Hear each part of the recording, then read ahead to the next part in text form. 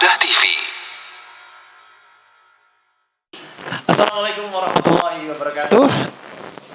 Alhamdulillah, wassalatu wassalamu ala rasulillah. Kami ucapkan selamat pagi dan selamat datang kepada seluruh peserta, baik yang offline ataupun yang online, di acara Santai Berfaedah Series 15 Agustus 2020 di Kupina.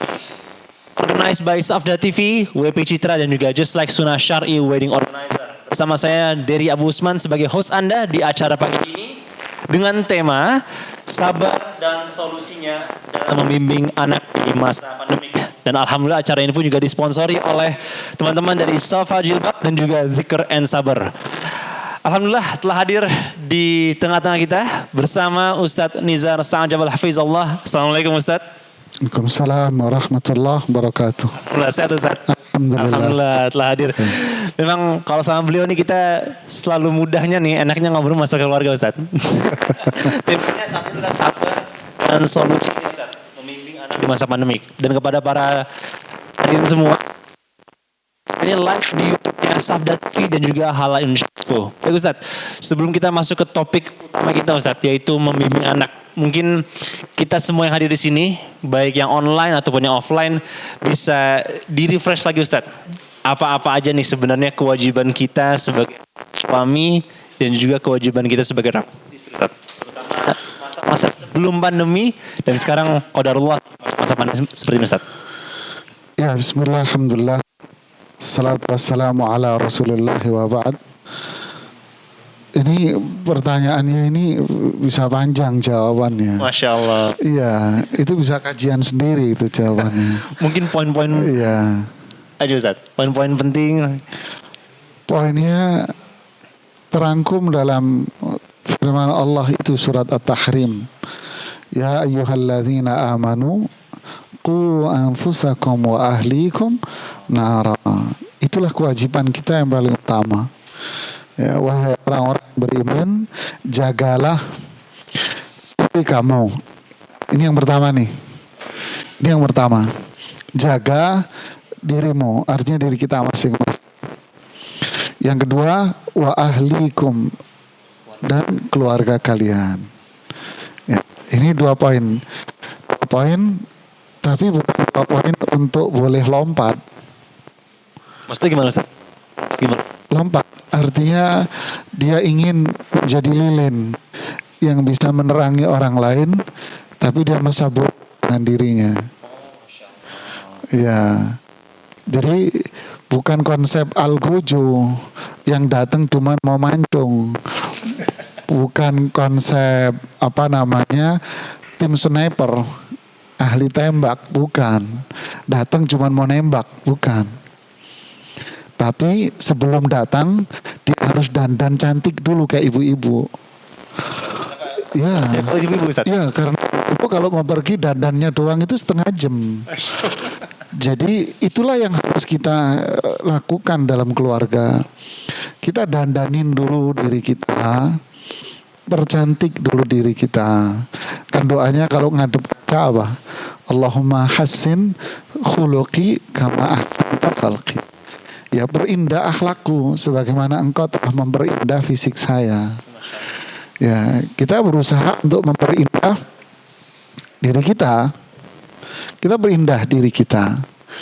Sisi mananya? Kita dengan Allah, kita berindah ketakwaan, amal saleh.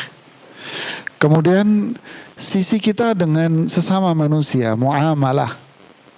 Ya, muamalah ini bukan bayangan kita Ustadz Irwandi sama Ustadz Arifin Badri, bukan.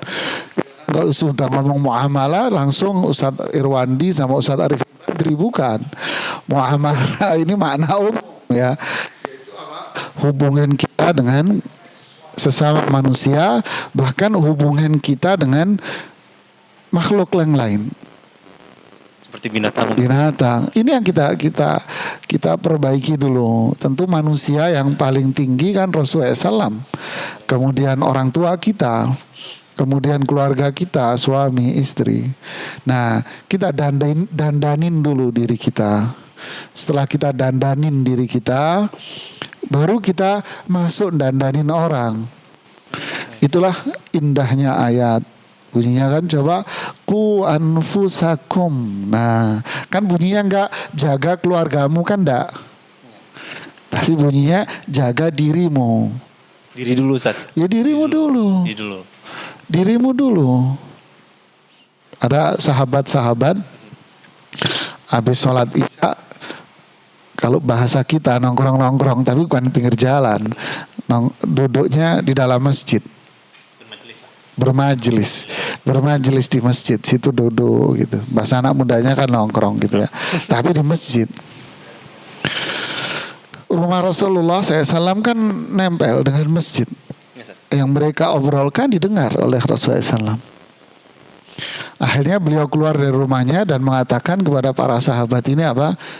Irji'u ila ahlikum wa'allimuhumus salat kama ra'aitumuni usalli. Deh pulang deh kalian, jangan di sini, pulang-pulang.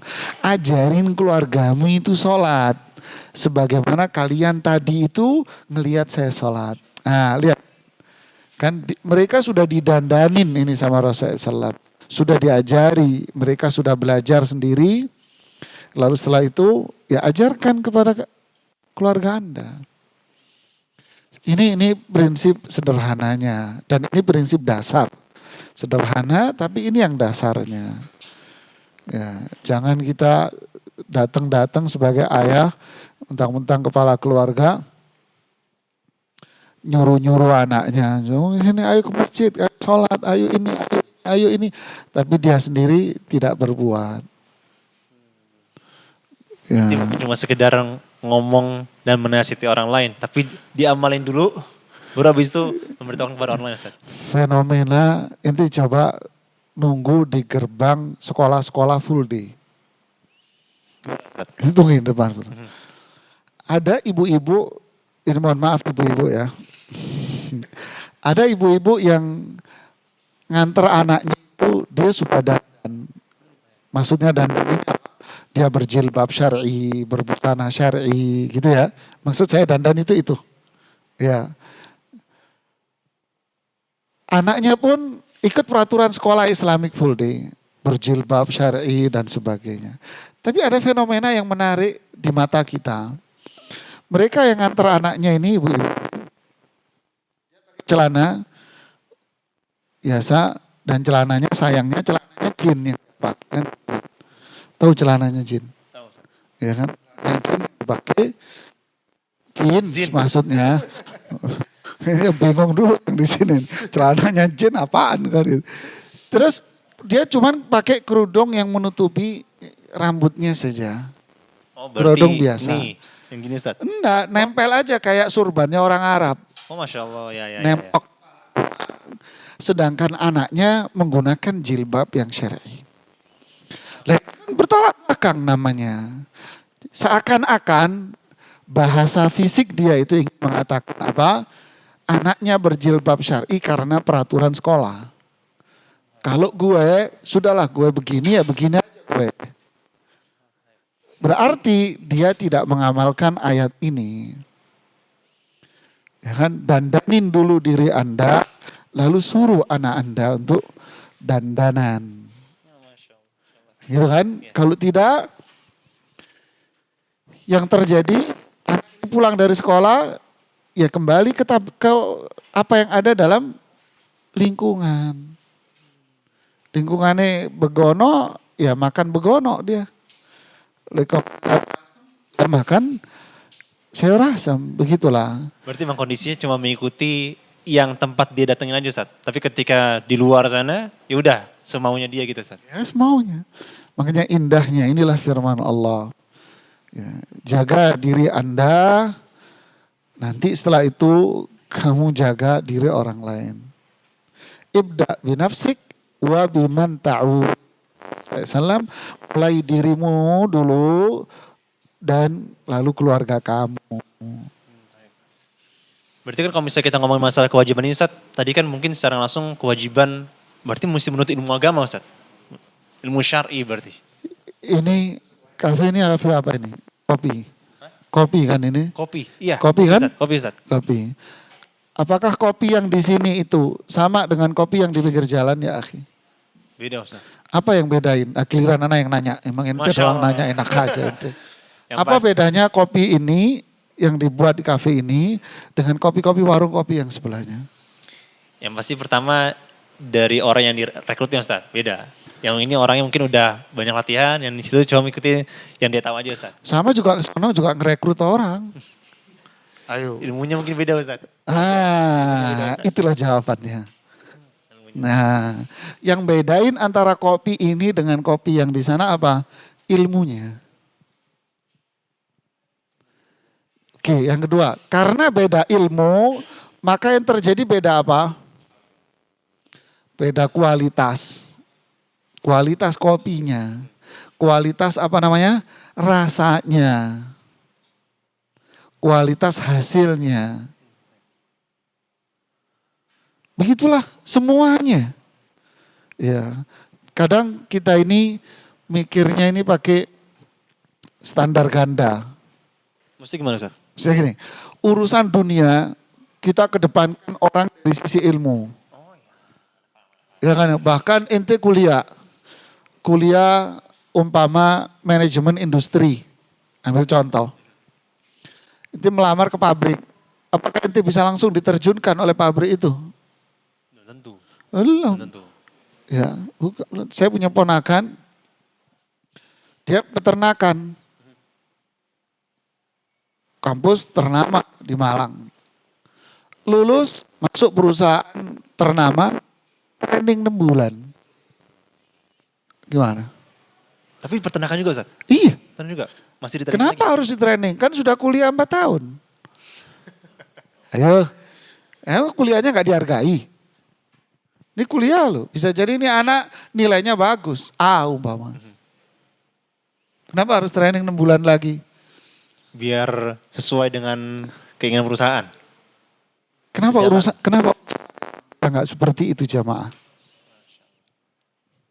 Ini namanya standar ganda saya bilang. Kenapa urusan agama kita nggak begini? Kenapa? Ya? Pada bangga ini kali Ustadz nih. Bingung nanya lagi deh. Enggak bukan.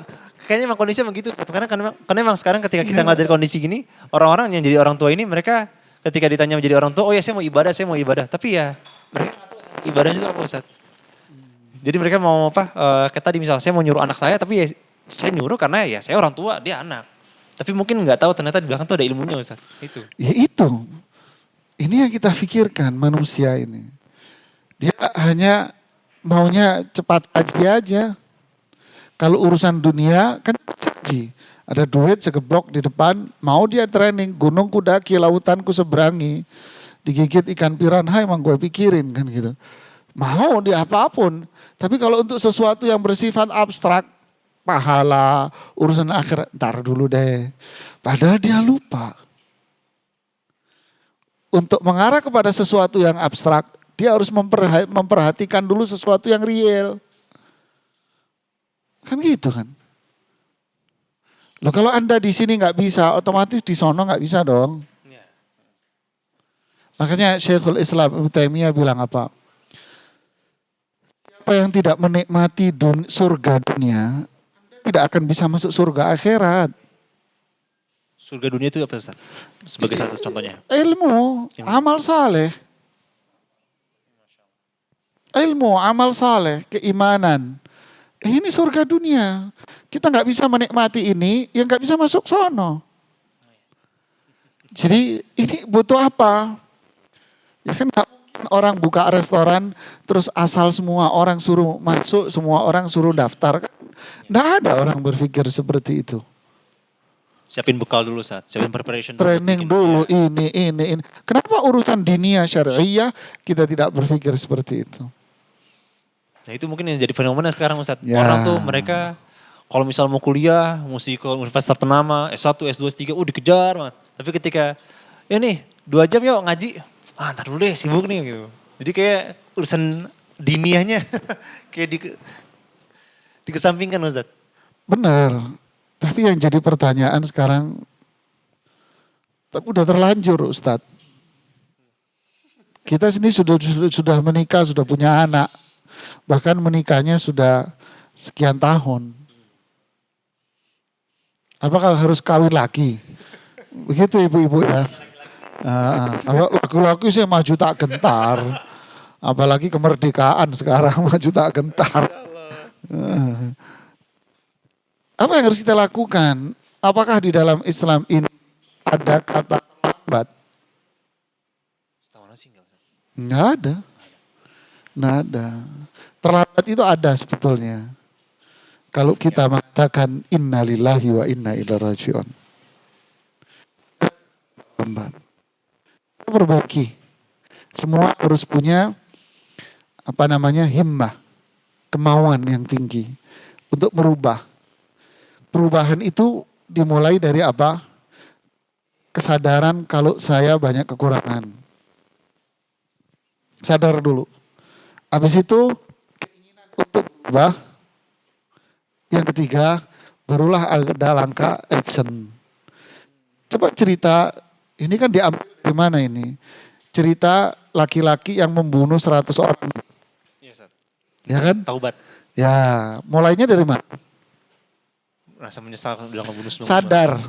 Sadar. Ya, nah, dimulai dari kesadaran bahwa saya ini salah. Saya ini sudah membunuh 100 orang. Lalu ada keinginan dia untuk berubah. Lalu ada action. Actionnya apa? Keliling nyari orang untuk nanya. Seorang ibu-ibu telepon saya. Baru saya angkat. Ibu ini nangis terseduh-seduh. Kayak anak kecil digebukin. Sudah nangis sejadi-jadinya nih ibu. Kalau bahasa Betawinya ngegerung katanya. Iya. Nangis sejadi-jadinya ini ibu. Ya udah saya tiduran, ngambil bantal saya tidur di rumah kan. Saya tunggu selesai cerita sedikit nangis lagi, cerita dikit nangis lagi ini ibu. Sampai ibu ini bisa mengendalikan emosinya. Intinya apa? Saya sadar saya banyak dosa Ustadz. Nah, ada keinginan dia untuk merubah. Action, nyari, telepon, menyadari dan sebagainya. Ini lebih mahal dari berlian. Mahal ini.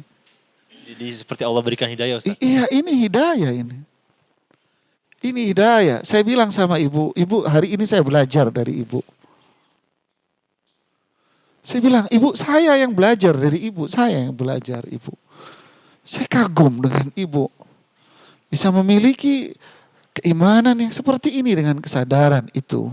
Gitu loh. Ini yang mahal bagi kita. Bukan kita mikirin, udahlah kita udah terlanjur kok, udah menikah, udah punya anak, apalah. Udahlah, udah lewat. Enggak ada cerita-cerita seperti ini, tidak ada. Ya.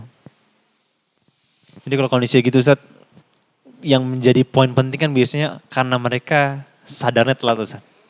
Nah itu apa yang mesti dilakukan terutama bagi diri sendiri dan juga keluarga. Karena kan biasanya kita yang menjadi poin penting adalah ketika suami istri udah punya anak, nah anaknya habis itu mungkin udah disekolahin, udah ketemu sama lingkungan yang mungkin tidak islami. Nah ini kemudian tiba-tiba bagaimana cara menemukan kesadaran itu Ustaz? Anak kasih cerita inti. Jawab pertanyaan inti. Ini teman-teman semua yang di rumah maupun yang di sini.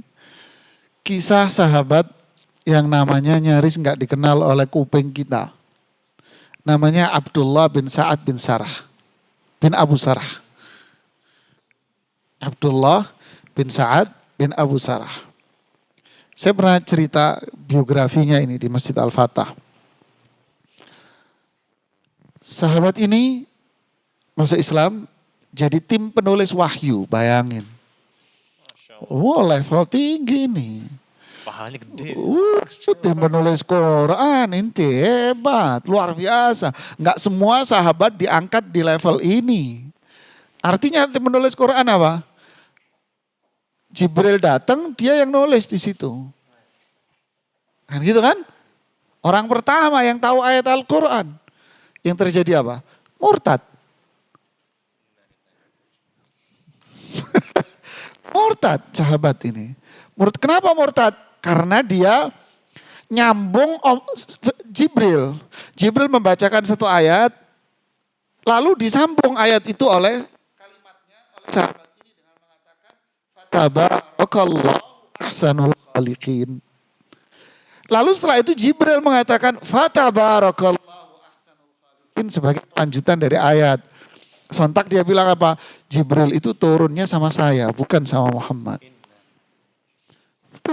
Kemana? Balik ke lingkungan, balik lagi ke Mekah.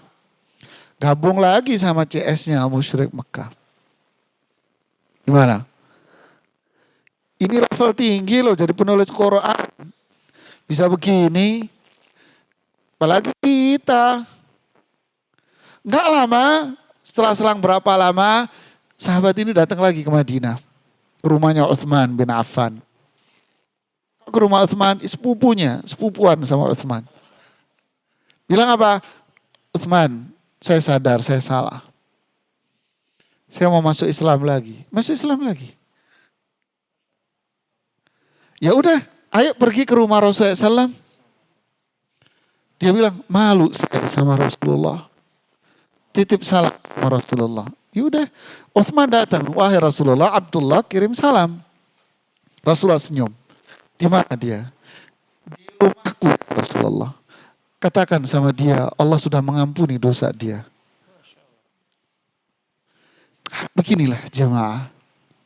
Inilah mulianya sahabat. Kita, lingkungan kita gimana? Allahu a'lam. Nah, Banyak. ketika mau wafat sahabat ini, dia doa. Ya Allah, kaki saya sudah dingin. Badan saya sudah dingin, paham maksudnya? Merasa dirinya mau wafat. Jika engkau cabut nyawa saya, tolong cabut nyawa saya setelah sholat subuh. Nawar ini. Masya Allah. Dan Allah cabut nyawanya persis setelah sholat subuh. Rohnya. Manusia itu bisa berubah. Ini sahabat berubah, ex-murtad. Kan gitu kan? Saya angkat kisahnya buat anak-anak. Artinya apa? Kalian manusia itu satu banyak faedah yang bisa diambil dari sini. Manusia bisa berubah karena dipengaruhi oleh bisikan setan. Manusia bisa berubah karena pengaruh lingkungan. Tapi manusia juga bisa berubah menjadi orang yang baik. Gitu kan? Dalam konteks pertanyaan, ini sahabat aja bisa berubah menjadi murtad dan bisa masuk sahabat lagi.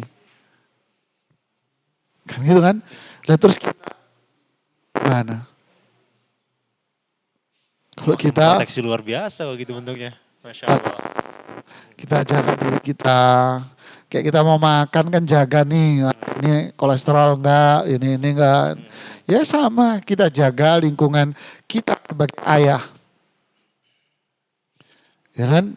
Karena orang keluarga itu yang dilihat siapa? Ayah. Kita sebagai ibu nih, sebagai emak, mama.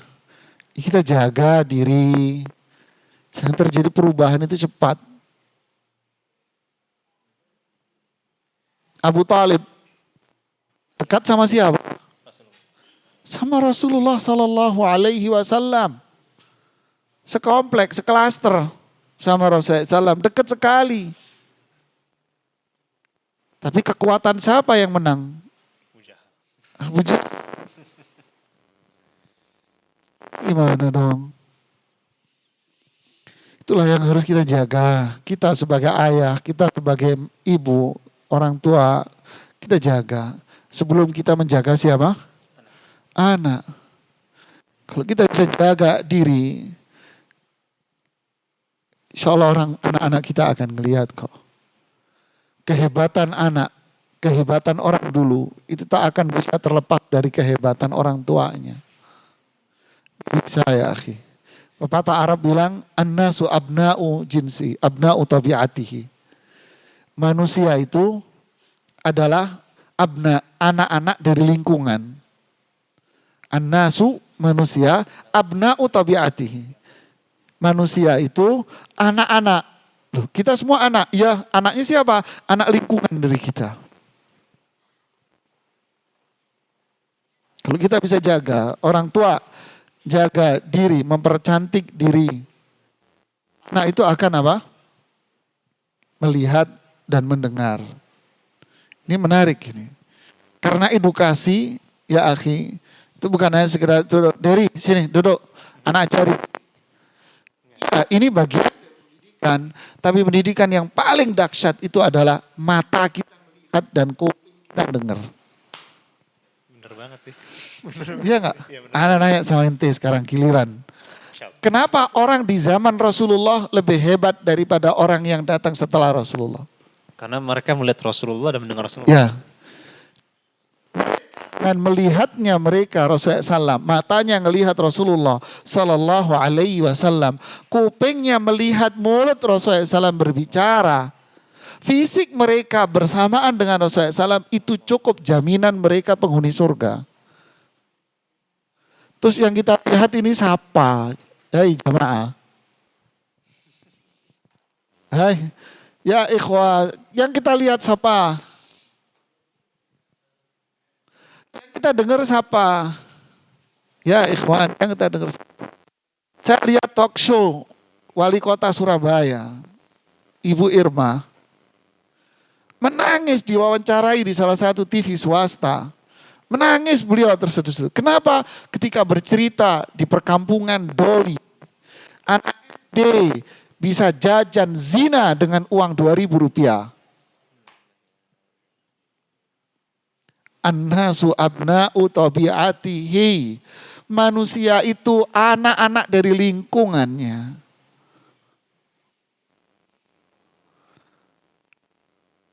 Lingkungan siapa? Lingkungan bapaknya, emaknya. Ya. Ada contoh seperti itu ya. Agak tegang ini kayaknya semua. Ada kasih contoh. Ente aja anak ente ke toko pakaian. Nih bapak nih, ibu-ibu dan semua teman-teman yang di rumah pengen ngukur ya. Aja anak ente ke toko pakaian. Contoh. Masuk toko pakaian, lepas dia. Kasih tahu ke dia, "Nak, ayah, mama beliin baju. Sila kamu pilih sendiri, Nak, bajumu, Nak." Oke. Menarik nih. Pilih baju sendiri, Nak. Milih sendiri, Nak, bajunya, Nak. Apa yang dipilih anak, itulah lingkungan dia. Berani ente? Itulah kita, Bapak. Kalau dia milih baju ketek, berarti ibunya bajunya ketek. Serem juga, Ustaz. Ayo. Kalau anaknya kamu kasih baju you can see, baju ketek, Nina keren, adem. Anak bilang, enggak, malu. Mau apa? Saya mau baju yang itu. Hebat orang tuanya. Ya, ini kita ini anak-anak dari siapa? Lingkungan. Anak lingkungan. Begitulah seterusnya. Kita analogkan dengan kasus-kasus yang lain.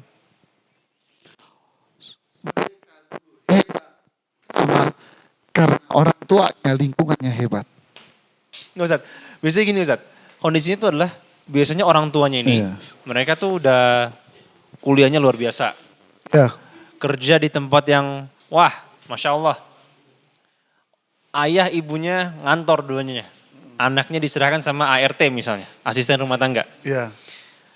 Nah pada saat qadarullah Ustaz, ini masa pandemi.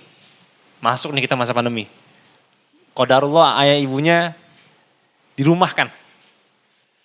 Anak-anaknya mesti sekolahnya itu nggak offline misalnya, nggak tatap muka di rumah. Akhirnya misalnya kata gurunya, tolong orang tua juga bantu ngajar nih ya. Tiba-tiba mereka bingung Ustaz.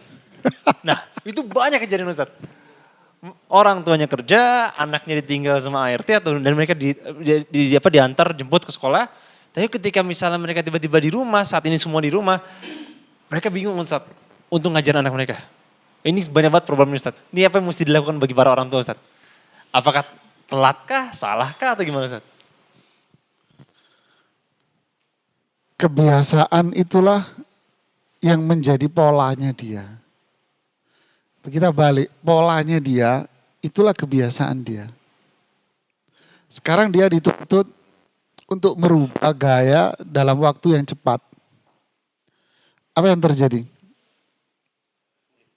Sulit ya akhi. Prinsip yang pertama tadi, semua itu harus dimulai dari mana? Diri kita. Gitu loh. Mulai dari diri kita semuanya. Selama ini orang tuanya dua-duanya sibuk dengan dunia lain. Anaknya dikasih ke pembantu. Dia tak tahu apa yang diperbuat oleh pembantu. Nggak paham. Saya duduk di warung makan. Ada ibu-ibu nuntun anak kecil. Ibu-ibu ini lusuh pakaiannya. Saya mengatakan acak kadut lah. Sedangkan anak kecil ini, perempuan ini rapi sekali nunjukin kalau dia ini dari keluarga yang berada lah. Si anak kecil ini. Anaknya bajunya rapi, tapi yang nuntun Yang nuntun lusuh. lusuh berantakan. Makan. Temennya nanya, ngobrol. Anak siapa tuh? Biasa anak majikan gue ya. Ternyata dia siapa? ART. Pembantunya. Lihat, dari sisi penampilan sudah satu. Yang kedua, udah biar dia main lah di sekitar situ, dia lari-larian, ya anak gitu ya. Tiba-tiba ini pembantu ngeluarin dari kantongnya rokok perempuan. Anak colek teman yang nemenin anak. Suf, jika pembantunya kayak gini, anak ini jadi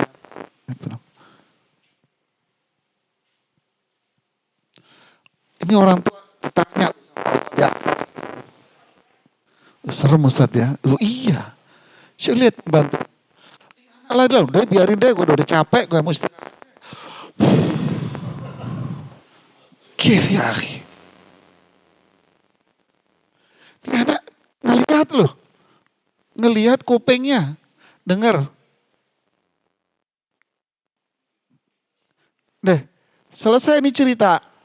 Mau saya, mas, gak apa-apa. Kok, gak apa-apa. Oh Masya Allah. Selingan Ustaz. Iya. Jazakallah. Syukran. Alhamdulillah. Dari kopi nabi. Sedikit selingan, Masya Allah. Oke. Fadl Ustaz. Oke, sekarang musim pandemi. Ayahnya kerja enggak full dalam 1 minggu. Atau bahkan kena BHK. Si istri rumah juga tertekan masalah ekonomi. Yang kedua, masalah sosial. Juga ini konflik. Apa gesekan konflik sosial? Oke, sekarang saya kasih tahu. Orang yang jarang ketemu, ini psikologi. Orang yang jarang ketemu, itu cenderung dia harmonis romantis. Jarang ketemu. Jarang ketemu Ustaz. Ya. Cenderung harmonis dan romantis. Ya. Coba ente sama sahib ente. Akrab nggak? Ya. Kenapa? Sering ketemu? Enggak. Bukan. Jarang ente ketemu sama dia. Tatap temu badan, fisik. Coba kalau seseorang, kasus yang kedua. Ini suami istri jarang ketemu. Ketemunya malam. Malam itu cuma berapa jam. Subuh keluar lagi. Kejar-kejaran sama matahari. Ketemunya Sabtu. Itu pun kalau nggak ada pekerjaan lagi di luar. Kan gitu kan? Oke, yang dia sering ketemunya dengan siapa? Teman kantor. Makanya problem orang kantor itu besar. Kenapa? Karena dia kotakkan dengan sebuah lingkungan sehingga dia gesekan itu akan lebih tajam dia di situ. konflik antar karyawan. Kenapa? Karena dia sering ketemu. Makanya di pod itu letak konflik itu gampang. Kenapa? Setiap hari saya ketemu. Oke, sekarang musim perkantoran berkurang. Jadi rumah semuanya. Berarti rentang gesekan dan problem itu pindah kemana? Rumah. Disinilah Allah mengatakan, ya ayyuhalladzina amanu. Orang yang punya iman. Dan diajak ngomong orang yang punya iman. Tapi mereka yang punya iman, ada keimanan dalam hati, justru keakraban itu ibarat orang yang hobi dengan sesuatu. Hobi apa? Ikan. Hobi tanaman. Yang sering saya katakan, hobi melihara tanaman anggrek. Dia senang berakrab-akrab dengan anggreknya. Yang dia lihat apa? Karena dia hobi dengan anggreknya, yang dia lihat apa? Keindahan dari bunga anggrek itu. Dia melupakan duri-duri tajam yang di bawahnya. Gak paham itu, bingung itu ya. Fokusnya jadi kepada anggreknya, bukan kepada... Fokusnya adalah keimanan seseorang yang menjadikan apa yang ada di sekitarnya itu akan selalu indah. Masya Allah. Ajaban di amril mu'min inna amrahu kullahu khair. Ini alurnya, saya kasih alurnya inti dulu. Mengagumkan, menakjubkan, luar biasa, hebat. Siapa? Orang beriman. Kenapa? Semua urusan dia itu menakjubkan. Kok bisa dia pandemi di rumah penghasilannya turun, tapi tidak menjadikan dia stres. Yang dia suka adalah tetap yang dia lihat sisi kemuliaan dan kebaikan sebagai orang beriman. Sabar dia, yang dia lihat bunga mawarnya, bukan dia melihat duri yang dibawa, tajam ini duri. Kalau ente pegang durinya, mati berdiri kamu. Wah ini pandemi, ini Ustadz suami saya memang ngaji di masjid, rajin pengajian. Tapi sejak pandemi ini main burung dara. Loh, ini nyata loh, main burung dara sekarang. Wah sekarang terlibat taruhan burung dara Ustadz. Saya bilang itu judi, gak mau tahu dia. Ngaji loh. Berarti apa? Hilang iman dia. Sehingga yang dia lihat adalah apa? Duri-duri yang ada pada dirinya. Tapi kalau kita iman, duri itu ada. Tapi jangan dilihat durinya. Lihatlah indahnya mawar merah yang mereka itu. Romantis kan. Nggak bisa romantis ente. Bisa Ustaz. Bisa, minum dulu. Ustaz. Masya Allah. Nah oke, sekarang. Berarti kondisi seperti ini. Ini alur berpikirnya, lihat. Pandemi, nggak pandemi, gunung meletus, nggak meletus, yang terjadi apa? Fokus kepada iman. Iman hidupnya, enak. Jadilah pedagang durian. Kalau pedagang durian dan penikmat durian, itu melihat durinya, nggak ada orang dagang durian mas. Tajam. Yang dilihat oleh pedagang durian dan peminat durian itu bukan durinya, tapi buah manis yang ada di dalamnya. Romantis kan Pak ya? Kalau itu saya berpikir seperti itu, mau pandemi, kita akan nikmat di rumah. Alur berikutnya menjawab pertanyaan Anda. Kalau model seperti ini, dia akan enjoy nggak menemani anaknya di rumah? Enjoy. Ya sudah itu jawabannya. Jadi alurnya apa? Mulai dari diri Anda. Disitulah akan enjoy atau tidak. Nah problemnya ini biasanya Ustadz kalau misalnya yang salah satunya udah enjoy banget. Tapi yang satunya itu terus negatif thinking. Jadi kayak perang terus Ustadz di rumah gitu. Padahal yang satu... Iya. Yang satu tuh tenang gitu. Ini curhat dia ini rumah. Suaminya tuh tenang, katanya gak usah khawatir. Tapi kalau ada, aduh ini gini, Masya Allah. Ini curhat dia. Bagaimana? Setuju apa ya? Iya. Untung ini yang perempuan di belakang, kita gak ngelihat ya. Biasanya paling kenceng dia nanti. Itu biasanya paling sering terjadi Ustaz. Itu bagaimana Ustaz? Tadi pagi ada WA ke Ana. Ustadz, saya dengar ceramahnya Ustadz Fulan. Sebut nama si penanya.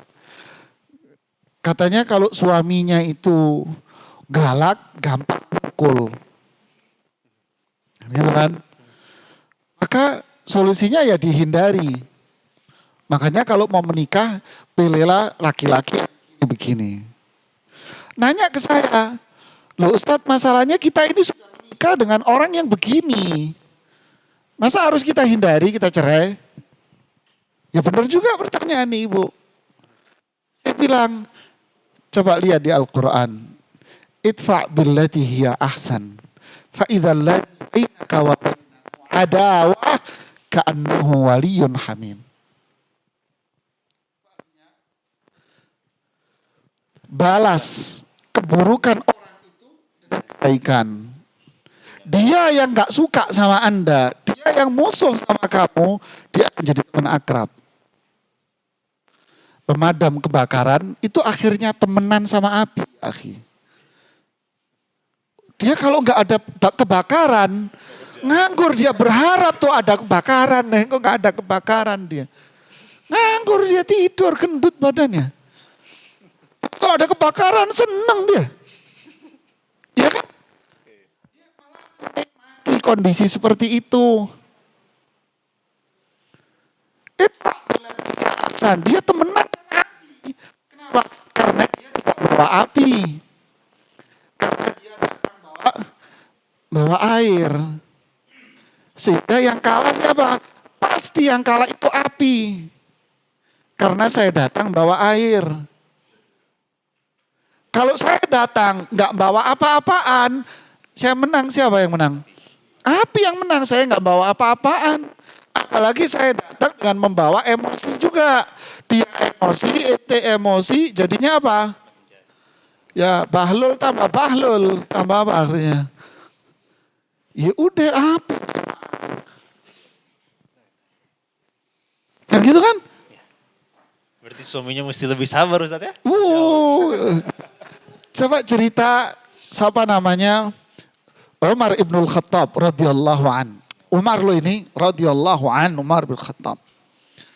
Beliau bilang apa? Ini dari zaman sahabat Ibu ya. Apalagi zaman sekarang gitu ya. Umar bin Khattab bilang gini, kita ini orang Makkah, kita di dalam rumah tangga, yang mengendalikan rumah itu kita laki-laki. Tapi orang Madinah, para suaminya itu dikendalikan istrinya. Sahabat Ansor, istrinya yang menang. Kata Umar. Akhirnya istri kita niru istri Ansor. Istrinya Umar bin Khattab protes. Ya Umar ibnul Khattab, kenapa engkau protes? Lawang Rasulullah aja juga begitu istrinya. Yang benar, iya samperin istrinya Rasulullah yang notabene adalah putri beliau sendiri. Hafsah, benar, suara kamu terkadang lebih tinggi dari suara Rasulullah Sallallahu Alaihi Wasallam. Terkadang. Hafsah bilang apa? Kadang-kadang sih iya. Hati-hati kamu marah Umar. Jangan-jangan ayat Al-Quran nanti turun dari langit mencelakakan semua. Marah ditegur. Umar bin Khattab pergi menemui Rasulullah Sallallahu Alaihi Wasallam. Ya Rasulullah, benarkah mereka terkadang begini ya Rasulullah? Apa jawaban Rasulullah?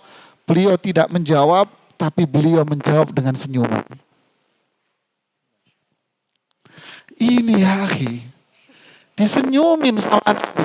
Senyuman Rasulullah SAW, itulah pemadam kebakaran dengan membawa air. Ya akhi. Wahai para suami, banyak sekali. Ya ente ngelihat cewek cakep di jalanan senyum. Payah kita ini. Ngelihat ada harem keren, bahasa kampung Arab. Ngelihat hali katanya, ngelihat cewek cantik jalanan senyum sedekah. Sedekah paling sedekah. Cantik lo sedekah. Ya Bu ya. Gimana? Seharusnya senyum kita bukan untuk perempuan-perempuan yang di jalan. Senyum kita itu buat istri. Begitu juga istri-istri, senyum Anda bukan buat orang yang di pinggir jalan. Minyak wangi Anda bukan buat orang di jalan. Wangi Anda buat suami Anda. Akhirnya apa? Anak Anda pun nyaman di rumah. Kayak kita disuruh duduk di taman bunga. Nyari tikar ya akhi kita. Ada tikar nggak? Nggak ada tikar. Udah biarin deh kita duduk di sini deh gitu. Duduk menikmati Allah asik. Itulah anak akan melihat. Lihat Al-Quran tadi kan. Perbaiki dirimu dan keluargamu. Anak akan apa? Nyaman. Masa pandemi, ya anak nyaman. Nggak paham orang tua, ya sudah nanya aja ke gurunya. Telepon, Bu, saya nggak ngerti ini pelajaran ini. Anak saya ujian. Saya ceritain ini anak saya nih jamaah. Ujian. Pelajaran apa? Muatan lokal, bahasa Sunda. Saya orang Jawa Timur, suruh belajar bahasa Sunda, baca saja kagak bisa nih. Suruh jawab pertanyaan lagi. Anak telepon gurunya, Pak mohon maaf ya, pelajaran hari ini bahasa Sunda. Iya, Pak, saya orang Jawa Timur, saya bilang.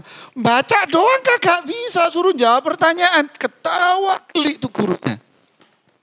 Gimana saya mau jawab? Saya nggak bisa, anak saya juga nggak bisa baca. Bapak kasih saya bahasa Jepang sekali. Ketawa gurunya. Terus gimana? Udah terserah Pak Ustadz deh mau jawab apa deh. Ya sudah mau diapain? Saya gak bisa. Kan nanya, kita gak bisa. Ya nanya. Kan jadi enak nyaman. Anak nyaman, ini nyaman.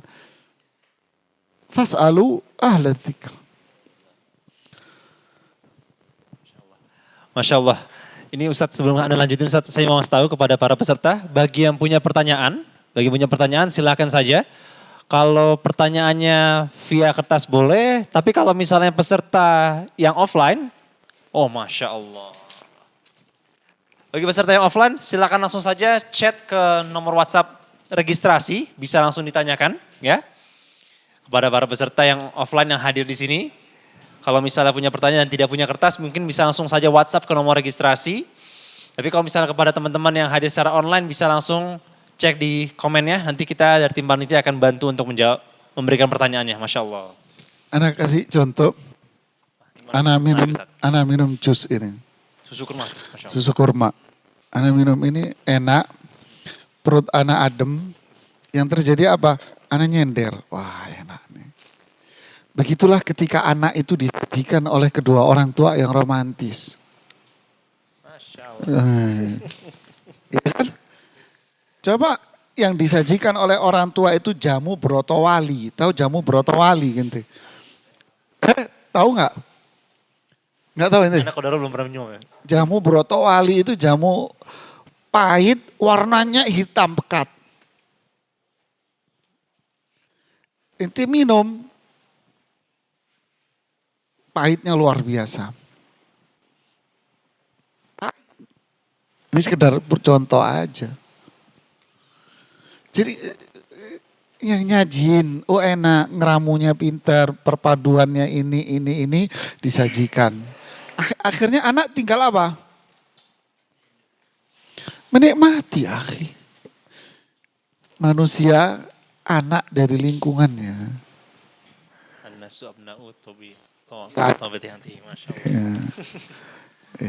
Ya, lanjutin pertanyaannya. Ustaz. Anak tak minum lagi. Ustaz. Baik, ini ada satu pertanyaan, ada dua pertanyaan, alhamdulillah.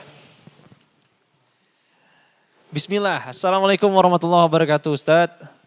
Sambil kami sebagai orang tua memperbaiki diri, bagaimana cara yang tepat untuk mendidik anak perempuan beranjak dewasa yang tetap belum mau berpakaian syar'i, lalu cenderung bertutur kata dan berperilaku kurang santun, padahal kami sekolahkan di sekolah sunnah. Mohon doanya juga Ustadz, agar kami diampuni Allah dan dimudahkan menghadapi masalah ini. Ya ini jawaban panjang ya. Pertama, sama dengan yang kita sampaikan alurnya tadi. Mulailah dari diri kita. Karena bisa jadi anak itu mengucapkan sesuatu dari kalimat memori yang terekam di otaknya. Kan itu kan rumusnya tadi apa? Mata Dan telinga. dan telinga. Terekam di memori. Setelah terekam di memori, keluar lewat mulut. Sekarang kalau anaknya suka ngomong kasar, nah, itu memori terekam dari siapa? Malu itu sebetulnya pertanyaan. Kan gitu kan? Berarti dari lingkungan. Dari lingkungan. Dia copingnya dia dengerin itu. Atau bisa jadi mungkin dari orang tuanya dulu. Ustaz. Matanya dia bisa juga matanya maaf, orang tuanya baik. Bisa juga orang tua baik. Lingkungan di lingkungan dia. Kan sekolah, lingkungan teman. Adakah sekolah Islam full day school yang menilai tutur kata siswa? Ada. Jarang. Yang dinilai sekolah adalah nilai. Ujian bisa jawab nilaimu sekian. Ini yang dominan. Gak lingkungan semua ini. Kan gitu kan? Oke, kita nggak bicara akar. Tapi kita bicara sesuatu yang sudah terjadi. Seperti pertanyaannya. Apa yang harus kita lakukan? Yang pertama adalah Andalah yang memulai dulu dengan tutur kata yang manis. Jadi pemadam kebakaran. Anak Anda kasar, Anda yang lembut. Ya kan? Lihat, ketika Yahudi doain kehancuran, kebinasaan kepada siapa? Rasulullah SAW. Aisyah yang emosi. Dijawab dengan doa keburukan. Rasulullah SAW menjawab dengan apa? Kelembutan. Tapi itu kelembutan yang juga berbahaya buat dia. Tapi jawabnya caranya ini. Ya kan? Nah begitulah ikhwan. Dia kasar nih ngomongnya. Anda yang lembut.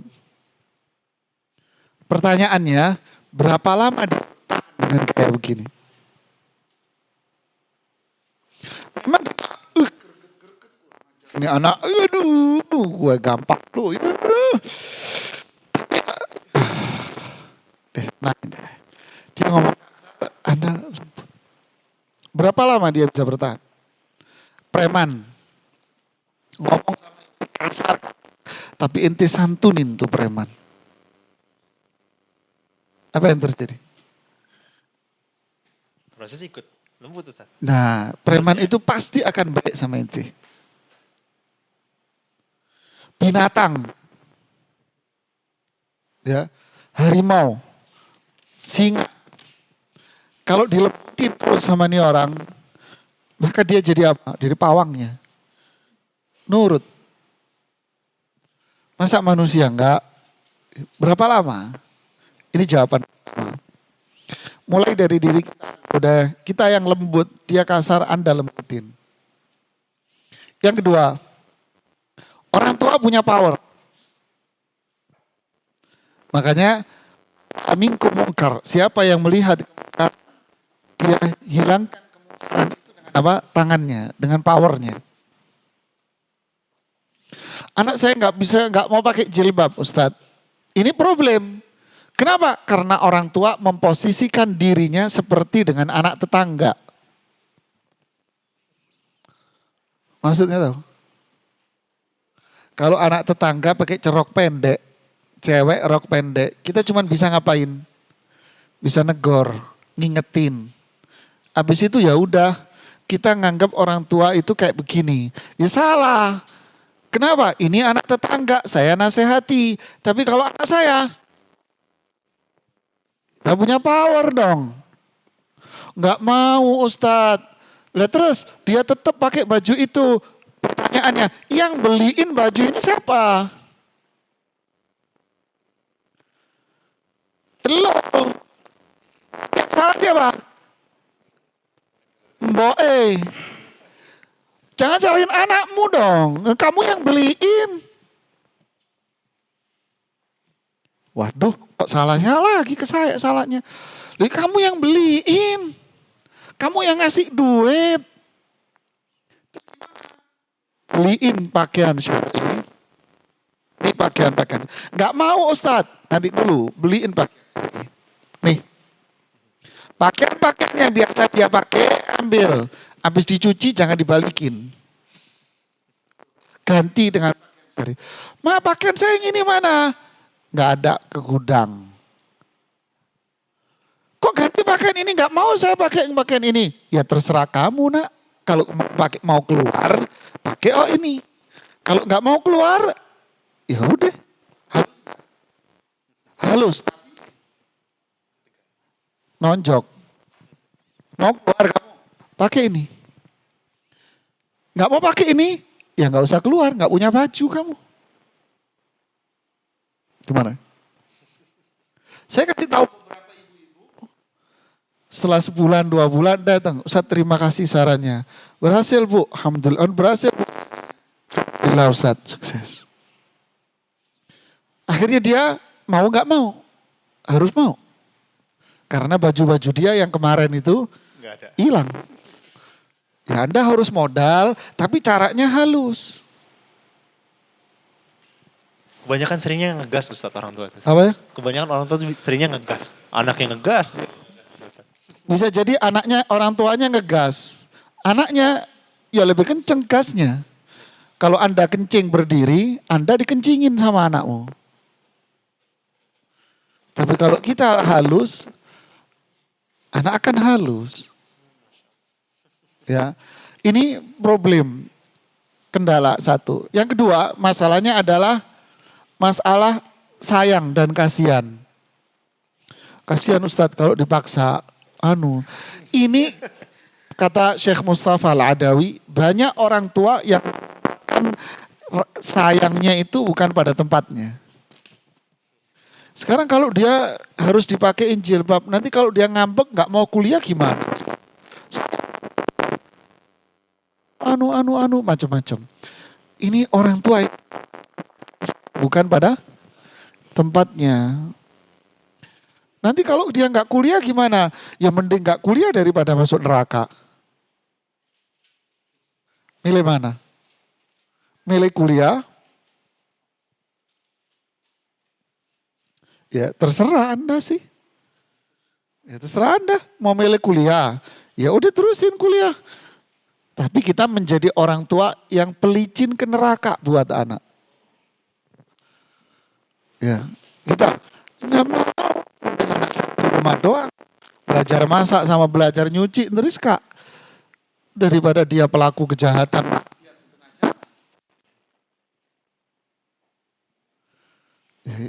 Milih yang mana? Kalau misalnya kayak gitu Ustaz, kan kita orang tua bisa ngasih tahu, ntar kamu masuk neraka gitu. Nah itu biasanya anak-anak tuh kayak, karena mungkin kekurangan pemahamannya itu Ustaz. Jadi ketika kita memberitahukan reward yang terlalu di depannya nanti itu kayak nggak Ustaz. Dan itu sering sekali terjadi Ustaz. Kayak tadi misalnya contohnya tadi, nah pakai bajunya nak, atau kalau misalnya ngantar nih di neraka nih apa segala. Nah itu anak-anak malah defensif Ustaz. Mereka malah nggak, kok apa sih mau pakai buka aurat, pakai bajunya yang nggak berjilbab, kok neraka sih gitu. Itu banyak sekali terjadi Ustaz, kasus kayak gitu Ustaz. Memang tipe orang kan beda-beda. Orang tua tahu tipe. Ada anak yang kalau dikasih tahu nanti dia nggak senang. Sebagaimana kita dengan jamaah pengajian. Ada jamaah kalau kita bicara, oh enggak boleh ini haram, ini neraka. Aduh ini Ustadz kerjanya nakut-nakutin orang. Bukankah ceramah itu adem, orang merasa dingin. Jangan dikit-dikit haram, dikit-dikit haram. Anda tidak mendatangkan kedamaian dan ketenangan kepada masyarakat. Ada yang begini. Ada tipe yang lain, kalau Anda nggak bicara tentang surga neraka, dia nggak mau meninggalkan perbuatannya. Pengalaman-pengalaman di lapangan banyak. Jadi ada orang yang neraka ditinggal. Saya pernah dapetin kasus seperti itu. Saya ceritain neraka, azab kubur, begini, begini, begini. Dia tobat di tempat. Ada orang belum, saya nggak seneng tuh cerita ustadz-ustadz yang ini, ustadz ini, dikit-dikit neraka, dikit-dikit. Ada. Akhirnya apa? Kita menyampaikan itu sesuai nalar manusia. Khatibin nas qadra uqulihim, kata Ali bin Abi Thalib. Ajak orang bicara sesuai nalarnya dia. Ya itulah pinternya orang tua. Oh anak saya sukanya apa? Oh kalau diajak bicara model begini dia nggak senang. Dia senangnya model begini. Ya udah, makanya ibu itu lebih masuk ke dunia anak daripada bapaknya. Kenapa? Karena ibu itu mampu menyesuaikan dengan anaknya. Apalagi anaknya cewek. Ibu akan bisa lebih masuk ke anak daripada bapaknya. Bapaknya cenderung duduk minum kopi. Udah kamu deh yang bisa ngomong deh, kamu aja ngomongin. Kok gue lagi, kata istrinya. Ya memang kamu yang lebih bisa ngomong dengan anak. Ibu bisa nyesuaiin. Oh yang anak yang ini begini. Oh anak yang ini begini, anak yang begini. Kalau bapak cenderung apa? Pulang kerja capek, dipukul rata sama bapaknya. Makanya ibu itu lebih dekat dengan anaknya, perasaannya dan sebagainya. Jadi ajak bicara anak sesuai dengan apa yang bisa celah masuk ke situ. Secara celahnya Ustaz berarti teh. Iya. Misalnya ya, Ustaz. Dan Ustaz, yang berikutnya Ustaz. Anak-anak akhwat umur 17 tahun. Selalu sibuk dengan kegiatannya sendiri seperti nonton film, kemudian di sosmed, dan lain-lain. Dan kelihatannya belakangan ini dekat dengan teman ikhwannya. Sudah sering anak nasihatkan dan ajak ngobrol, namun masih terlihat belum meninggalkan kebiasaan tersebut. Pertanyaannya, cara apa lagi nih yang bisa digunakan untuk menasihatinya dan tips supaya anak-anak ini bisa meninggalkan kebiasaan buruk tersebut? Ya Masya Allah nih. Pertama pendekatan hati ke hati lah. Dia deketnya sama siapa? Sama mamanya. Ya mamanya yang ngojak ngobrol pelan-pelan. Dan ini dilakukan gak sekali, gak bisa kita melakukan itu cuma sekali saja. Terus kita berharap dia berubah, enggak. Sering, terus. Sambil dikontrol, sambil dilihat handphonenya. Pendekatan. Yang kedua, langkah ini gak bisa gagal. Ya, terus, maka muncullah langkah power orang tua. Apa itu? Dan internetnya matiin, Mas. Ya, saya pernah pakai cara begini sama satu jamaah yang datang ke ana, mohon maaf ya, hobinya nonton film porno. Dan dia suami istri. Lakinya suka nonton film porno. Duduk di depan saya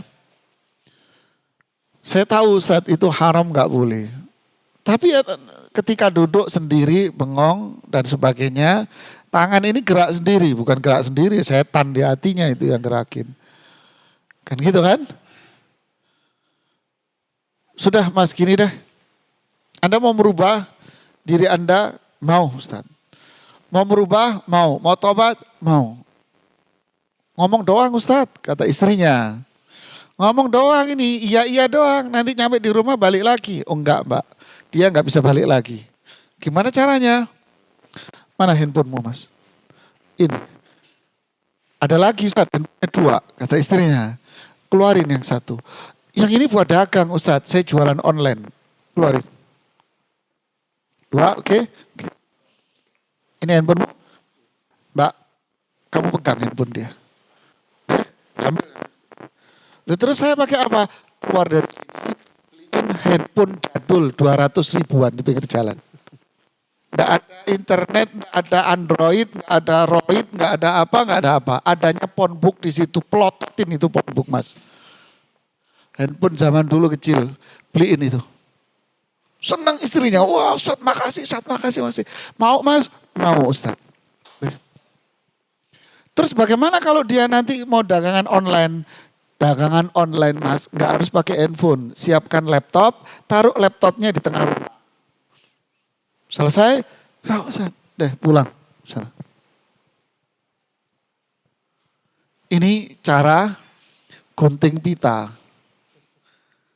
Ya, kalau cara pertama nggak dilakukan, cara gunting pita. Sama tadi anak saya nggak mau pakai jilbab, nasihati terus, bikin pendekatan. Nggak mau gunting pita, ambil bajunya ganti jilbab syar'i. Mau keluar, pakai ini. Nggak mau keluar, monggo silahkan. Ngambek Ustadz, alah ke dapur sendiri makan sendiri nanti. Kayak nggak tahu perempuan kan? Perempuan kalau nggak ngambek bisulen pantatnya. Kan gitu kan? Sudahlah. Jadi kita punya power orang tua.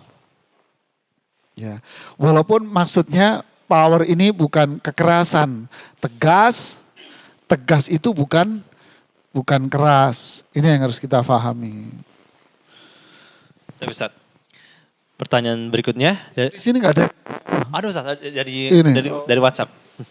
Karena yang pesertanya bisa langsung via WhatsApp. Baik, pertanyaannya Bismillah. Ustadz, terkadang perasaan bersalah itu bisa merupakan salah satu hidayah. Akan tetapi bagaimana jika sedikit-sedikit merasa bersalah dan itu justru membuat kita stres karena merasa menjadi orang tua yang tidak berguna. Tidak bisa mengajar anak dengan baik, merasa bersalah, memarahi anak merasa bersalah, tidak bisa masak dengan baik untuk keluarga merasa bersalah dan sebagainya. Padahal memang kita memiliki keterbatasan waktu dan tenaga mengerjakan semua dengan baik. Insya Allah ini curhat ini kayak. Orang yang baik itu, orang mulia itu pasti dimulai dari rasa bersalah ya. Nggak ada orang baik, orang mulia dimulai dari perasaan sempurna dirinya, nggak ada. Coba lihat umat Rasulullah yang paling mulia siapa? Abu Bakar. Abu Bakar pernah merasa dirinya, lu belum tahu, gue Abu Bakar loh. Enak aja gue negor gue. Siapa lu? Ketika khutbah pertama Abu Bakar Siddiq jadi khalifah di Baiat. Apa kalimatnya? Jika saya salah, luruskan saya pakai pedang. Ayo mas. Abu Bakar Siddiq, umat Rasulullah yang paling mulia. Nah pernah rasa bersalah. Umar bin Khattab. Cerita menarik. Jalan sama pelaki namanya Jarud. Jarud bin Sab. Jalan papasan sama perempuan. Tiba-tiba perempuan ini Umar bin Khattab. Diomelin. Kalau bahasa kita ajudan ya. Mbak, kebanyakan ngomong kamu. Ini Umar bin Khattab, Amirul Mukminin. Kata Umar apa? Kamu yang diam. Kamu ini. Allahu Akbar. Allah saja dengar omongan dia. Masa saya Umar bin Khattab gak dengar omongan dia? Allahu Akbar, mas. Ada Umar ibnul Khattab ya akhi. Siapa Umar ya akhi? Terusin nasihatnya. Ya inilah orang hebat. Itu orang yang merasa dirinya itu salah. Ini orang hebat. Jangan mau dibisikin sama setan. Nggak mau merasa dirinya itu perfect. Nggak ada ya akhi. Manusia suci dan Islam nggak ada. Manusia hebat adalah manusia yang dirinya penuh dengan perasaan salah. Satu, yang kedua. Tapi apakah perasaan itu menjadi sebuah perasaan saja dalam hati? Ya penyakit namanya, penyakit psikologis. Terus apa? Perasaan bersalah diikuti dengan sikap untuk berubah. Nah, ini yang hebat. sahabat, dinasehati fulan, didengar. Didengar. Perempuan datang, ya Amirul Mukminin, keluarga saya miskin, ini.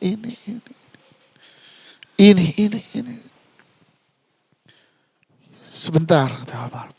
Ngambil onta. Onta itu kan dulu kalau bahasa kita sih truk ya. Nampung segala macam kan gitu. Ambil onta, kemudian ambil apa itu kalau pedagang motor sebelah-sebelahnya dikasih apa namanya? Kayak tas gitu loh. Tas pok dari kain apa? Terpal.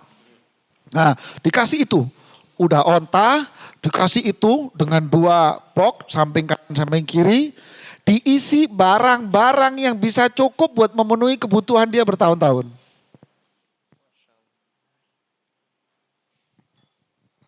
Lihat. Ya Amirul Mukminin, ini kelewatan. Karena Omar bilang ambil sama ontak-ontaknya sekalian. Ya Amirul Mukminin, ini kelewatan. Apa jawabannya? Kamu belum tahu, kakeknya dia ini orang baik. Ya Allah.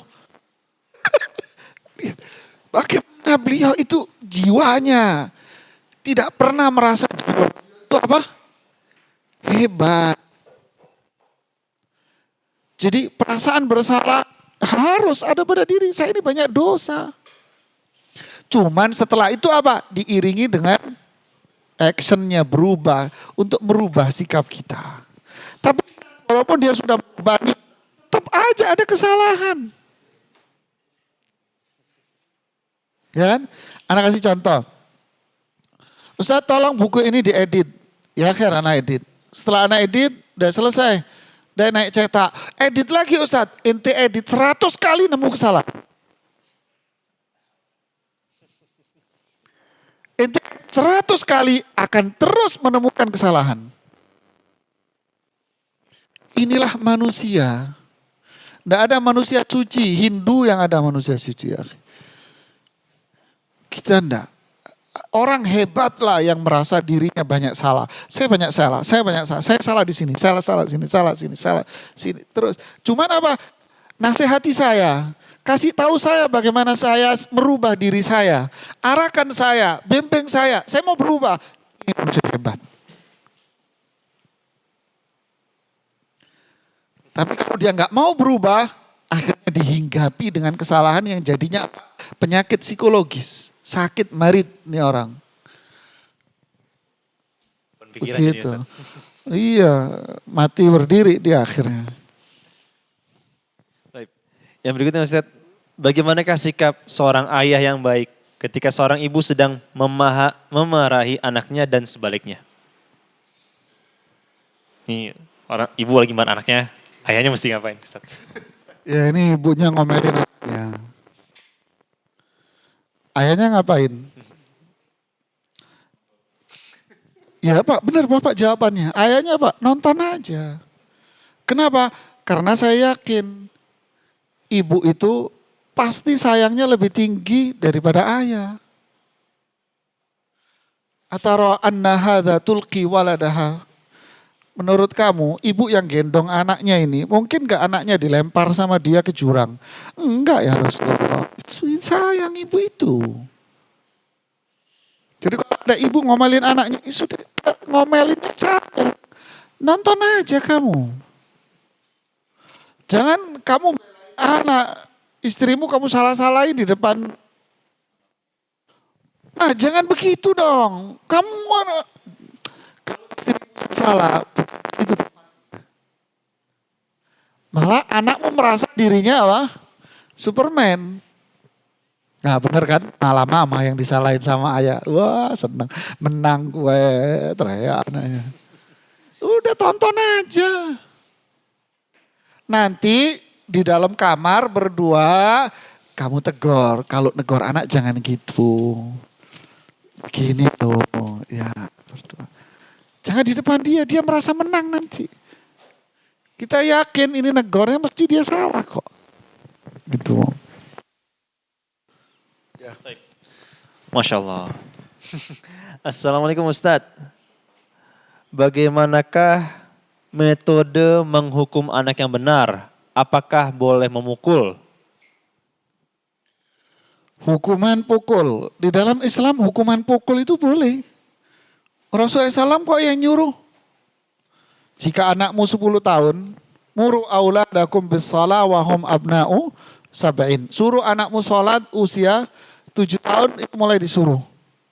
Wadribuhum 'alaiha. Suruh pukul anakmu ketika usia 10 tahun dia enggak sholat.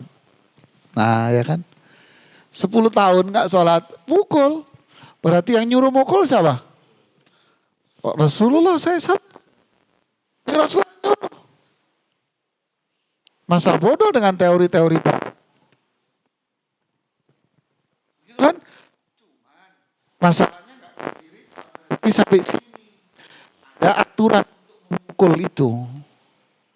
Mukul gimana? Untuk gamparin wajahnya, plak begitu. Wow, ya begitu, nah ngawur itu. Di hadis yang lain Rasulullah SAW wajah, hindari wajah. Dulu di pondok, anak punya rotan spesial. Rotannya Ustadz Nizar. Kalau keluar dari kantor saya bawa rotan, nggak ada yang berani senyum di depan saya. Udah berhenti saya di depan pos satpam di pondok dulu. Jam 7 kurang 5. Anak berhenti di depan pos satpam sambil bawa rotan. Itu santri ngacir sambil pakai baju. Kenapa? Jam 7 teng tak kumpulin di lapangan, tak gebukin kakinya. Apanya? Telapak kakinya. Ya. Tapi banyak dari mereka udah ustadz sekarang ya. Karena sebutin namanya jangan. Inti kenal semua. Kumpulin sini. Ustadz anak tadi mules. Budak kuping aneh. Anak gak mau tahu. Kenapa kalau mules gak dari tadi? Tahu. Diri sini. Jam 7. Adep sana. Angkat kakimu. Dia angkat. Telapaknya anak pukul. Sakit? Enggak Pak, panas. Panas Pak. Jadi Rasulullah suruh oleh wadribuhum, pukul dia. Tapi jangan sampai wajah, melukai, merusak tubuhnya, itu haram hukumnya. Istilahnya pukulan yang sifatnya mendidik. Bahkan di Al-Quran, bicara tentang konflik suami istri. Ketika istrinya nusyuz, tidak mau taat sama suaminya. Apa langkahnya? Nasihati. Kan gitu kan? Terus pisah ranjang, pukul dia. Ustadz, anak dipukul sama suami anak. Cek kenapa? Istrinya kurang ajar. Tapi saya dipukul Ustadz. Kenapa? Digampar pipi saya. Sampai difoto pipinya dia ke saya. Aduh, ada pusing juga saya dia. Jadi begitulah ya, dimaksud mukul itu bukan melukai tubuhnya, kepalanya, ada tempeleng, ada bukan begitu. Ya, itulah. Baik Ustaz, bagaimana cara mengenalkan anak dengan hal yang keras agar anak menjadi kuat? Keras itu apa maksudnya? Apa yang dimaksud keras dulu? Kalau yang dimaksud keras itu ketegasan, ya harus tegas kita. Kalau nggak tegas jadi ager-ager dong. Kita diombang-ambingkan dengan lingkungan yang jauh lebih tegas dari saya. Bahkan lingkungan itu bukan tegas, tapi lingkungan itu keras. Yang kita tuntut di sini adalah tegas. Apa? Ya guru matematika. Jangan jadi guru sosial. Jadilah guru matematika. Apa maksudnya? 1 tambah 1, 2. Kalau guru sosial, 1 tambah 1 bisa 11. Bisa 20, tergantung setting sosial dan stakeholder yang membutuhkan Anda. Wah, bahasa sosial Pak. Kan gitu kan? Enggak, ini ketegasan. Karena di dalam syariat kita al-halalu bayyin wal haramu bayyin. Yang halal itu jelas, yang haram jelas. Haram bilang haram, ini haram, Pak. Yang halal ya kita katakan ini halal. Ya tegas namanya, harus, ini harus. Ya, ketegasan. Kalau berkaitan dengan masalah halal, tapi kalau berkaitan dengan selera,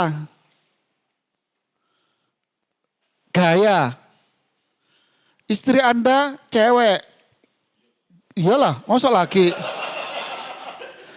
Anda laki-laki, iyalah. Artinya apa? Ini gaya, Mas. Kalau Anda suami mengharuskan istri Anda itu kayak Anda, bahaya, saya curiga. Ya pasti beda, namanya gaya perempuan dengan gaya laki beda, Mas. Perempuan, Anda menuntut siapa?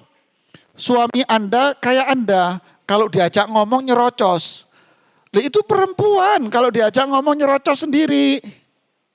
Tapi kalau laki diajak ngomong diem. Kan begitu. Karena laki mampu mengeluarkan kosakata hanya cuma 300 kok. Semenit atau sedetik itu 300. Lah perempuan 5.000. Coba kalau ketawa ditutup mulutnya. Kalau nangis ditutup mulutnya. Kalau laki yang ditutup matanya karena dosanya di matanya pecicilan kata orang Jawa, Pak. Karena dosanya perempuan di mulut, dosanya laki di mata. Ya akhi, nggak bisa kita memaksa orang seperti saya. Lah disinilah kita apa? Nggak bisa kita tegas di sini. Ya sudahlah, ini gayanya perempuan ya begini. Gaya laki ya begini, tontonin aja. Kehidupan itu akan jadi apa? Indah. Istri ente mau ajak supermarket. Ya. Pasti yang disuruh siap-siap lebih dulu siapa? Ente. Ayo, ya kan? Ayo mas siap-siap dulu. Padahal seharusnya yang siap-siap lebih dulu siapa? Istri. Kenapa? Yang paling lama siapa? Dia, ente sudah siap, duduk, baru dia siap-siap. Semua begitu.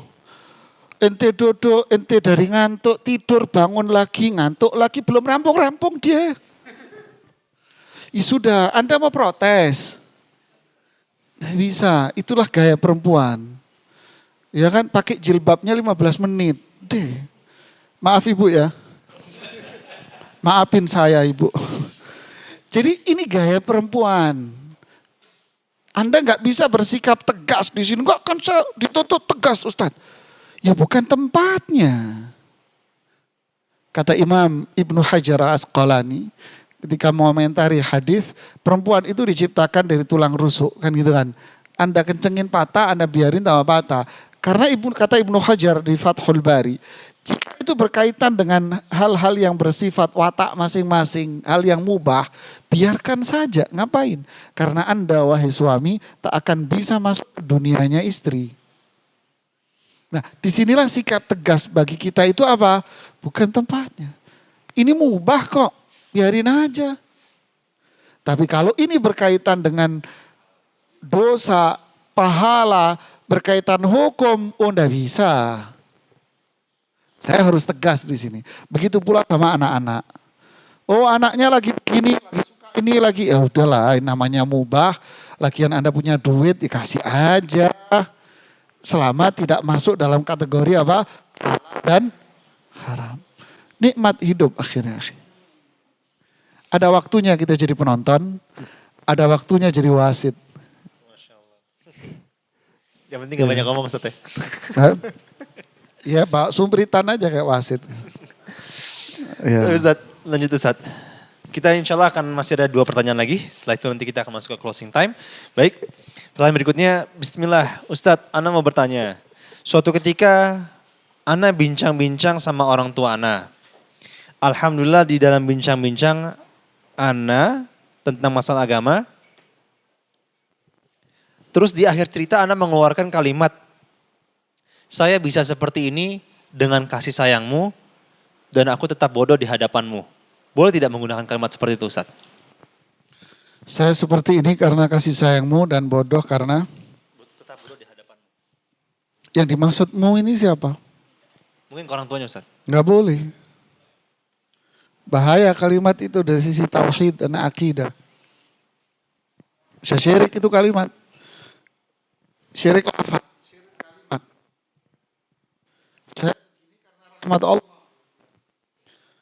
Ini semua yang terjadi karena Allah, bukan karena kamu. Syirik ini. Syirik lafaz. Kata Syekh Fauzan, syirik lafaz banyak dilakukan manusia.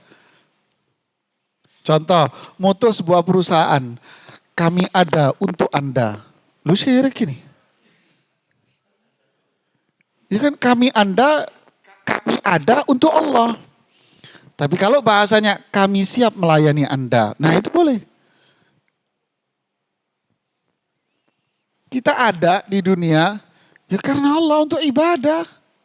Saya begini ya karena Allah. Saya begitu ya semua Allah yang menentukan takdir Allah. Ya. Kita berusaha untuk menggapai rahmat Allah. Kita berusaha untuk melakukan yang terbaik. Jadi salah dalam pengungkapan kalimatnya. Ya. Baik Ustadz, kita masuk ke pertanyaan yang terakhir. Ustadz, bagaimana dengan anak yang suka musik dan grup K-pop laki-laki? Padahal dia sudah mengerti hukum musik dan sekolah sunnah.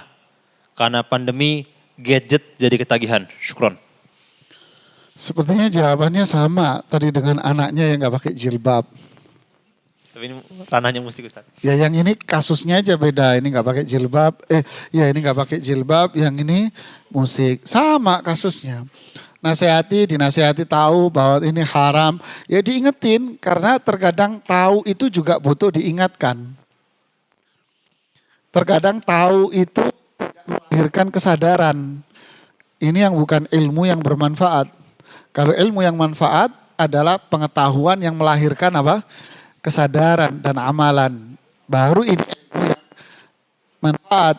Tapi kalau tahu tidak melahirkan kesadaran dan perbuatan, ya ini yang gak manfaat ilmu. Buat apa? Sehingga apa? Diingatkan kembali, diingatin. Walaupun dia tahu, diingatkan. Terus ingatkan. Yang kedua, ya action power tadi. Buang semua musiknya. Pakai handphonenya Ustadz. Ya buang yang ada di handphonenya. Nggak bisa kan internet. Ya matiin internetnya. Saddud dzari'ah. Memotong dan memutus segala pintu yang menjadikan orang itu berbuat maksiat. Darul mafasid muqaddam salih. Menghindar diri dari keburukan lebih diutamakan daripada mendapatkan manfaat. Begitulah kaedahnya. Baik, alhamdulillah. Oh masih ada, Masya Allah. Banyak, kalau begini nih, tema ini banyak. Masya Allah, ini bertubi-tubi Ustaz. Baik, satu pertanyaan terakhir. Assalamualaikum, bagaimana cara memperlakukan anak saya yang yatim sejak 5 bulan di kandungan, sekarang sudah 14 tahun. Subhanallah, sulit sekali mendidiknya. Dari cara pelan sampai keras, tapi dia terlalu banyak perkembangan. Tahun depan mau SMA, sebaiknya saya sekolahkan di mana? Jazakallah khair. Kita kayak ngerjain soal latihan. Ini ujian, ya. Belum dibaca, belum dipelajari, kita sudah bilang, sulit. Yang terjadi apa? Karena mindset kita apa? Sulit. Nggak bisa. Ente kasih model dari 1001 macam cara, nggak bisa. Kenapa? Karena otak dia udah ditutup sama dia. Sulit, tidak bisa, saya nggak mampu. Ditutup otak dia sama dia. Nggak bisa. Ini penyakit kita, orang tua, saya dan kita semua. Apa itu? Anak saya nakal, anak saya repot, anak saya susah diajari, nggak mau dengerin, otak Anda tutup. Apa hasilnya? Ana inda dhanni abdi bi, kata Allah dalam hadits qudsi, saya sesuai dengan prasangka kamu. Akhirnya apa? Jadi doa kita buat anak. Ayo, yang salah siapa? Ya Anda lagi yang salah. Kenapa Anda tutup pintu otak Anda dengan? Seharusnya apa? Enggak bisa, cuman waktunya aja belum ini. Ya harus prasangka baik. Bisa. Nakal anak Anda? Enggak, ini cuman anak-anak aja kok. Nakal? Enggak, ini perilaku anak-anak. Bahasa nakal kita ini yang kita maksud adalah perilaku aja sih sebetulnya. Enggak, bukan itu. Anak saya ini susah diatur. Sudah enggak? Ya sudah, ketutup. Itu doa kamu buat dia. Terus serah Anda mau ngomong apa? Ya ucapkan. Ucapan kita doa buat anak-anak. Jangan sampai mengeluarkan kalimat-kalimat yang Penilaian, kalimat. Ini kan penilaian namanya. Tidak boleh orang tua ngomong begini dengan penilaian begini. Saya nakal Ustaz. Dari kecil memang begitu. Tidak bisa. Anda tutup itu sepertinya. Anda nggak membantu dia. Begitu juga dengan selanjutnya Ustaz. Kalau misalnya ternyata anak yang misalnya udah belajar ilmu agama, terus habis itu orang tuanya mungkin belum paham agama, terus habis itu misalnya mungkin curhat sama Ustadz atau sama teman-teman bilang, wah orang tua sih kayak udah gak bisa nih gini apa segala. Sama juga Ustaz berarti? Sama. Karena ada hadisnya. Man dzallat Allah alayya Allah aghfirahu. Qad ghafartu lahu. Siapa yang mendahului saya dengan mengatakan bahwa saya tidak akan mengampuni dosanya si fulan. Justru dosa si fulan lah yang saya hapus dan dosa kamu yang ngomong gak saya hapus. Allah percuma dia itu. Justru yang percuma itu dia. Malah dia yang dikasih hidayah sama Allah. Jangan suka memvonis orang. Coba Abu Sufyan.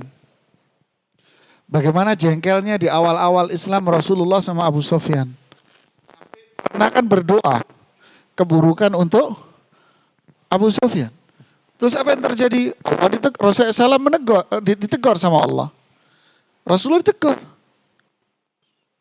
Kata Abu Sufyan, andai doanya Rasulullah dikabulkan, seperti apa yang terjadi? Jadi jangan kita memvonis orang. Seorang di zaman Rasulullah SAW minum minuman keras, cambuk, lepas. Minum lagi, cambuk lagi, sampai 4 kali. Sahabat yang nangkep pegel, 4 kali dicambuk, gak tobat. Salah satu dari sahabat mencela dia. Rasulullah mengatakan, siapa tadi yang nyela? La tu'inu alaihi syaitan. Kamu jangan bantu setan ya. Lu malah dibela. Memang dia salah, tapi jangan dicela. Jangan dimaki-maki. Jangan bantu setan. Malah diomelin sama Nabi. Ya begitulah kita. Ya ini butuh sabar memang. Sesuai dengan temanya Ustaz ya? Iya, butuh sabar, udah sabar. Kita ini kesimpulannya, kan ini pertanyaan terakhir. Kesimpulannya apa? Kita ini orang tua jamaah tak tahu kapan kita memetik buah ini. Kita ini orang tua jamaah teman-teman sekalian tak tahu kapan kita ini memetik buah. Apakah kita memetik buahnya ini tahun depan? 10 tahun akan datang. 20 tahun lagi. Enggak tahu kita memetik. Coba lihat cerita Nabi Khidir. Ketika memperbaiki hendak runtuh. Kata Nabi Musa apa ya Khidir? Kenapa upah? Tidak. Ini oleh anak Wa kana abuhuma soliha. Bapaknya itu soleh. Lihat, bapaknya ngambil buah kapan? Justru setelah orang tuanya wafat. Kita nggak tahu ya, akhi. Kita ini mengambil buah dengan mendidik dan mengarahkan anak-anak ini kapan? Sekarang kah? Alhamdulillah. 10 tahun lagi kah? Alhamdulillah. Atau bisa jadi kita memetik buahnya itu nanti setelah kita wafat. Kita nggak tahu. Yang penting apa? Berbuatlah. Lakukan yang terbaik. Berdoa kepada Allah untuk mereka. Yang ketiga, percaya sama Allah. Pasti rahmat Allah itu akan turun buat kita semua. Kita nggak tahu secara ilmu pasti kapan turunnya nggak tahu. Tapi saya yakin akan turun. Pasti buahnya ada. Tapi Ustaz, Masya Allah, Alhamdulillah, jazakallah khair telah memberikan tausiahannya di talk show kita pada siang hari ini. Dan kepada seluruh peserta, insya Allah sebentar lagi kita akan memasuki kumandang azan zuhur. Jadi kami ucapkan terima kasih atas kehadiran Anda semua yang telah hadir. Yang peserta offline nanti juga silakan untuk menikmati lunch yang telah disediakan oleh teman-teman dari tim panitia. Kami ucapkan sekali lagi kepada seluruh peserta, barakallahu fikum, jazakumullah khairan telah hadir di acara talk show Santai Series 15 Agustus 2020 di Kovinami, organized by Sabda TV, WP Citra dan juga Just Like Sunnah Syar'i Wedding Organizer, disponsori oleh Safa Hijab dan Safa Dilbab dan juga Zikr and Sabar Wardrobe. Kami ucapkan terima kasih sekali lagi kepada Anda. Insyaallah kita akan bertemu kembali di podcastnya Safdah, ya, Santai Berfaedah. Jadi insya Allah ini adalah kondisi talk show yang ketemunya offline. Tapi nanti insya Allah kalau misalnya berjalan dengan lancar, kita juga akan bertemu lagi nanti di acara podcast Safdah, Santai Berfaedah. Dan insya Allah, Ustaz, insya Allah makan-makan, minum-minum insya Allah. insya Allah kita makan-makan bareng Ustaz. Peserta yang telah hadir, ini kita akan mengakhiri acaranya. Dan kami persilahkan untuk bisa menikmati santap siang yang telah kami sajikan dari teman-teman dari tim Kopi Nami. Dan juga mendengarkan azan zuhur. Kami ucapkan terima kasih. Sampai bertemu lagi di Safda series berikutnya. Saya dari Abu Usman undur diri. Subhanakallahumma bihamdika. Asyhadu an la ilaha illa anta. Astaghfiruka wa atubu ilaik.